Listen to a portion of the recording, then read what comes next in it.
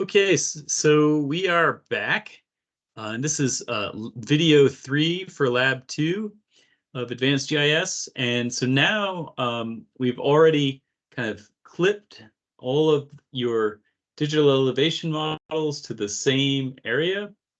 And now we want to visualize the landscape over that area and start to investigate changes, doing differencing, and also uh, profile the data to investigate that in a more quantitative way. And we want to be able to quantitatively see the changes as much as possible. So I encourage you to be um, creative with this. Use things like raster calculator as well as the profiling approach. So to visualize this area, what I recommend is this. You could use your slope map and make a slope shade, but I would probably just go and choose one of the nice LiDAR data sets and bring in the hill shade. Okay, for that whole area. Now, I guess that was a good choice because I brought in the hillshade, which was my smallest of the Russian doll data sets. So I probably don't have to clip this one as well because usually use the visualization to help you choose where to do profiles. And you don't want that visualization to extend too far outside of the actual data, because you can't profile that part of the DEM. But this one's pretty okay. So we could leave it as is. Otherwise, what do? Go back to analysis, go back to tools, and you search for raster clip again. And clip raster, input the visualization, say that we want it to be the extent of these other clips, and we run it. It shouldn't take too long. But as that's running, first I'll show you how to profile data. And there's my clip. So if we turn this other one off, we see we get a little smaller. Okay, so I can remove that. Okay, so now we know I can only profile in this area. If you want, you can make this even cooler, right? You could make it a little transparent. Go to appearance, 50% transparent, and then and look at the symbology of this other one, and we can make it like a topographic range, and that gives kind of maybe slightly cooler digital elevation model to look at. If you're not interested in the higher part of the topography, you could change. You go to per stretch, and we could go back to percent clip, and then you can just say, okay, actually, I don't really care what's going up way up in the hills here. I'm looking down in the valley for changes. So maybe I'll make this like, I only go to 1800 meters. Then what happens? I shift all that white up there and I push things down lower. Let's probably go further. Oh, actually, I'm not doing that right. Sorry. 2293. That's fine.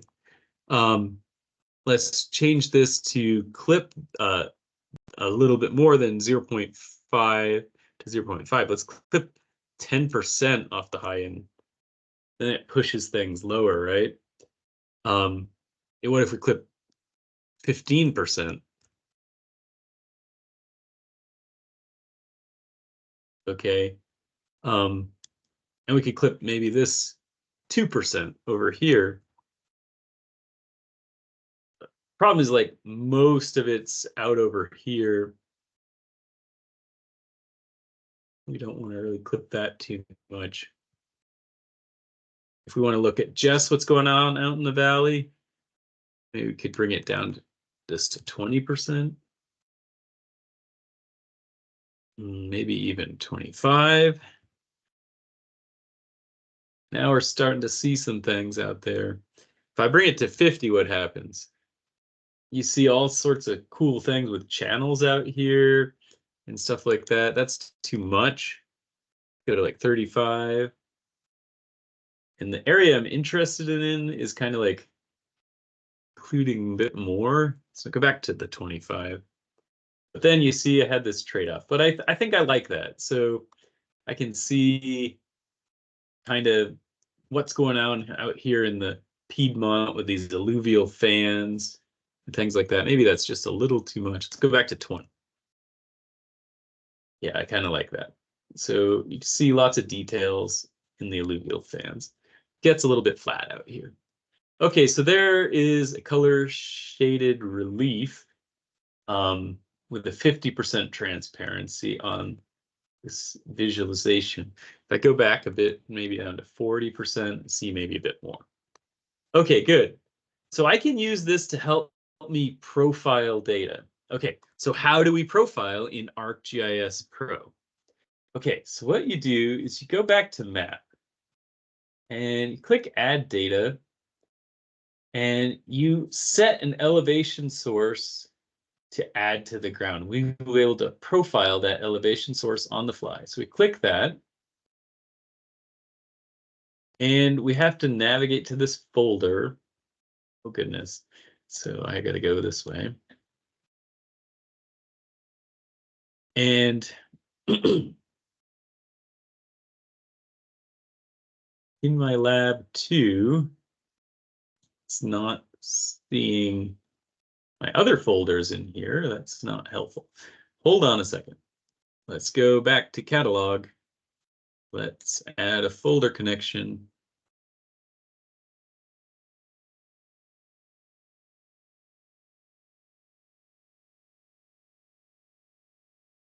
Better refresh.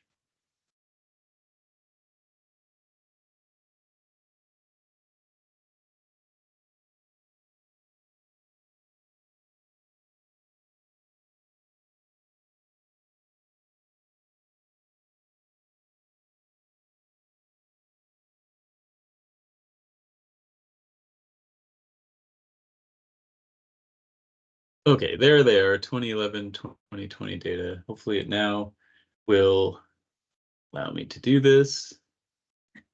There they are. Okay, so it's refreshed. So I can go and set the elevation data source that I want to profile here. You have to set this each time. So I want the DEM, so I want to profile through the topography, not the hillshade, not the slope. Okay. So now that is my elevation data set that I can then profile. But how do we do the profile? So we did that under add data, elevation source, set it to this AGRC. Oh, actually, hold on, I didn't quite do that again. Right, so let's go back to elevation source. I want to go back to lab 2. I think these, when I batch processed them, they went in the geodatabase, and that's totally fine. But I should point at that clipped file as my elevation source. Okay, so let me do that. Okay, so now that's my elevation source. So once you've done that, you've added that elevation source, you click Analysis, and then this Exploratory 3D Analysis, Elevation Profile, and then you click in the scene to place the vertex of a line, create an elevation component. Double click to place the last vertex. Distance units. We have vertical in meters, so I'm going to change my distance units to meters as well. So let me just profile from out in the lowest part of the valley up this mountain. Okay, so there it is. Took a minute, but there, boom. Okay, great. So that's our elevation profile. Doesn't really prove to you that it's sourcing the LiDAR very well, so let's zoom in. Let's do this again. Check this out.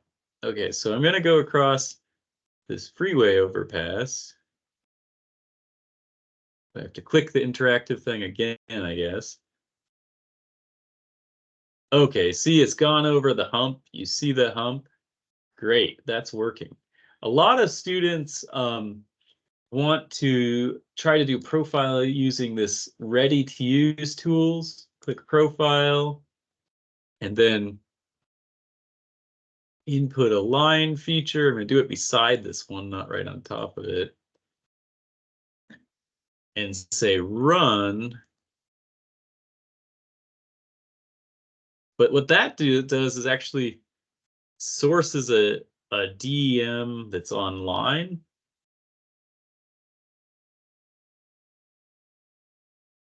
And then I can create a profile graph and view it. And that is not great because look at that. It's supposed to be going up over this feature right here, and it didn't do that at all. So yeah, let's remove that.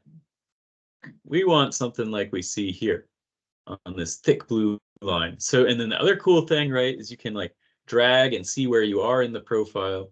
So if you're zoomed way in, you can see where does the start of this embankment really begin. Okay, let's go back here, go back to elevation profile under exploratory 3D analysis. And then let's try this again, but I'm going to profile across a tiny little channel or something weird that you might not expect to see.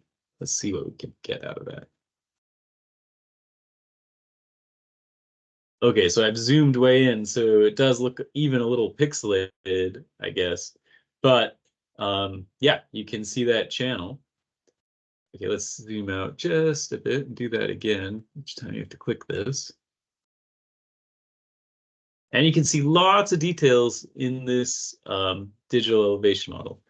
So yeah, you can see probably all sorts of cool stuff. You wanted to go across this alluvial fan, for instance. You can see all the little hummocks of the fan surfaces. Pretty cool.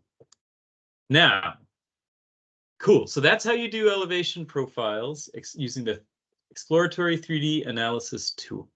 You can also export those profiles by clicking right here, and you can export them as a graphic, or I believe you can choose to export the data too. So how do we do that?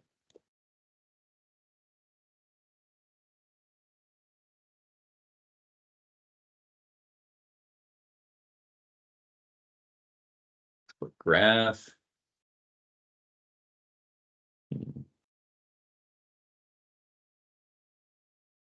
Can reverse the order of things.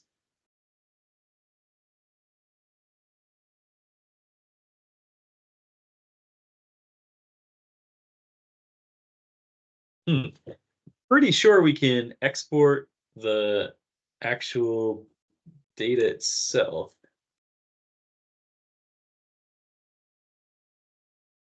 I just did this the other day. Basically, you want to export it as a CSV file. So might need to do a quick Google search on exploratory 3D analysis, export data to a table. Maybe if I close it and reopen it.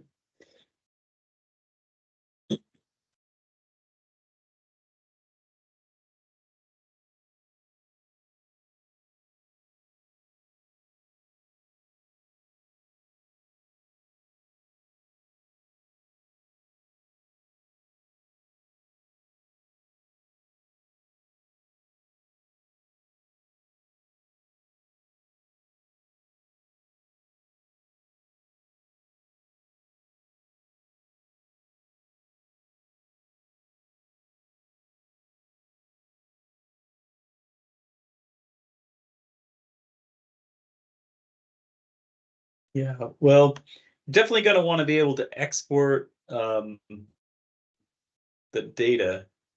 And so I'll have to make an updated video on that. But for now, that's how you do the profile. Okay, so we'll stop there for this video.